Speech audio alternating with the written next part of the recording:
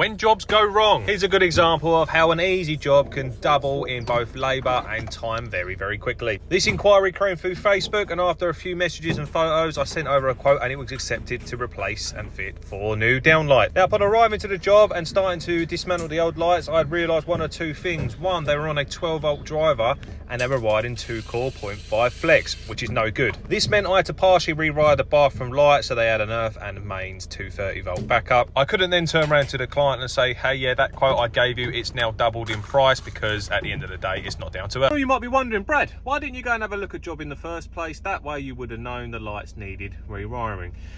Here's the reason why. For something like this was an inquiry that come through Facebook, and using some pictures and some back and forth, I was able to give a quote without going to have a look at the job. Essentially a remote survey.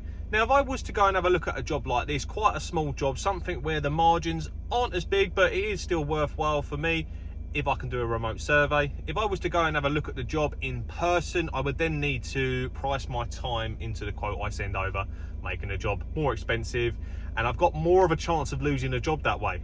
This way, even though I've had to turn up to site and yeah, okay, there's been a little bit more work that I've not been able to charge for, I've still done it on one visit. I've had to sacrifice a little bit of time and a little bit of materials, but overall the margins are still better than if I was to go and have a look at the job in the first place, quote for the job and potentially lose the job.